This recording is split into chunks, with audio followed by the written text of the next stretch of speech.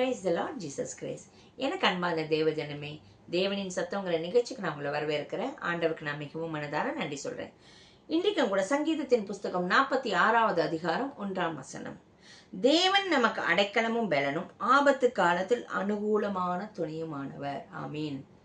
இன்னைக்கு நம்மளோட பலன் யாரை நோக்கி இருக்கு? பணமா, பதவியா, குடும்பமா, நண்பர்களா, ஊழியமா, வேலையா, படிப்பா, ஆஸ்தியா, இல்லை எதை நம்பி உங்க பலனை வச்சிருக்கீங்க? உங்க பலன் என்ன? வேதம் சொல்லுது, தேவன் தான் நமக்கு பலனா இருக்கிறாராம், அடைக்கலமா இருக்கிறார். அடைக்கலம்னா நான் எப்பவும் சொல்லுவேன்ல, ஒருத்தங்களுக்கு ஒரு பாதுகாப்பான ஒரு ப்ரொடெக்ஷனான ஒரு இடம். அந்த பழைய ஏற்பாட்டு காலத்துல பாத்தீங்கன்னாக்க, ஒரு கொலை செஞ்சவங்கன்னா கல்லெறிஞ்சு கொல்லணும்.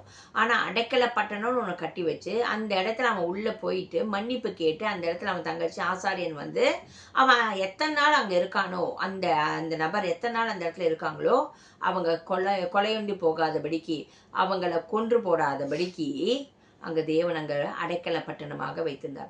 நமக்கு ஒரு அடைக்கல பட்டணம் இன்றைக்கு இருக்கு. யாரு? ஆண்டவராகிய இயேசு கிறிஸ்து. நீங்க ஏதாவது குற்றம் குறைகள் பாவங்கள் இருந்தாலும், இல்ல ஒரு ஆபத்துல இருந்தாலும், ஏசப்பா நீங்க தான் என் பலன், என் குற்றம் குறைகள் பாவங்களை மன்னிங்க, நான் உமக்குள்ளாக உம்முடைய இயேசுங்கிற அடைக்கல பட்டணத்துக்குள்ள நான் வரேன், என்னை பாதுகாத்து கொள்ளுங்க, இந்த உலகத்தின் நிச்சயங்கள் இருந்தும், பாபத்திலிருந்தும், சாபத்திலிருந்தும், பயத்திலிருந்தும், அடிமத்தனத்திலிருந்து என்னை விலக்கி பாதுகாத்து கொள்ளுங்க அப்படின்னு சொல்லிச்சு. இயேசு நமக்கு அடைக்கல பட்டணமாக இருக்கிறார். அது மாத்திரமில்ல, ஆபத்து காலத்துல இருக்குச்சு எப்படியா உங்களுக்கு அனுகூலமான ஒரு துணை. அனுகூலம்னா ஒரு ஃபேவர். உங்களுக்கு ஒரு பிரச்சனை, போராட்டம், ஆபத்து காலத்துல நீங்க போய் ஒரு நெருங்கின நண்பர்கிட்ட போய் எனக்கு ஆபத்தா இருக்கு, என்னை பாத்துக்கோன்னு சொல்லிச்சே, அந்த நண்பர் என்ன சொல்லுவாருன்னா, இதுக்கு மேல என்னால முடியாது, சாரி, என்னோட ஃபேமிலி சிச்சுவேஷன் இப்படி இருக்கு, ஏன் சர்க்கம்ஸ்டன்ஸ் இப்படி இருக்கு. ஏன்னா நம்மளோட எல்லைகள், நம்ம உதவி செய்யணும்னு நினைச்சா கூட we have என்ன சொல்றது, நம்மளோட பவர் வந்து ஒரு லிமிட்டட். இதுதான், நம்ம மனசார ஹெல்ப் பண்ணணும்னு நினைப்போம், ஆனா நம்மளோட ஒரு எல்லை எப்படி குறுகிய எல்லை தான், நம்மளால முடியாது. ஆனா எந்த ஒரு ஆபத்திலையும், எந்த ஒரு நாச மோசத்திலையும் நமக்கு ஒரு அனுகூல பட்டணமாக இயேசு கிறிஸ்து இருக்கிறாரு. அவர் எப்படியா அடைக்கல பட்டணமாக இயேசு கிறிஸ்து இருக்கிறாரு. ஆபத்து காலத்துல அவர் எப்படி அனுகூலமான துணையுமா இருப்பாரு. உங்களுக்கு ஃபேவரா பண்ணி உங்களை எப்படி பாதுகாக்கணும், உங்களை எப்படி ரட்சிக்கணும்னு. ஸோ இன்னைக்கு உங்க பலன் எங்க? இயேசுதான். உங்களுக்கு அடைக்கல பட்டணம் யாரு? இயேசுதான். உங்க ஆபத்து காலத்துல உங்களுக்கு அனுகூலமான துணை யாரு? இயேசுதான். ஸோ இன்னைக்கு என்ன நம்ம கத்துக்கிறோம்? எந்த விஷயத்திலையும் இயேசுவையே சார்ந்து இருப்போம், அவரையே நம்பி இருப்போம்.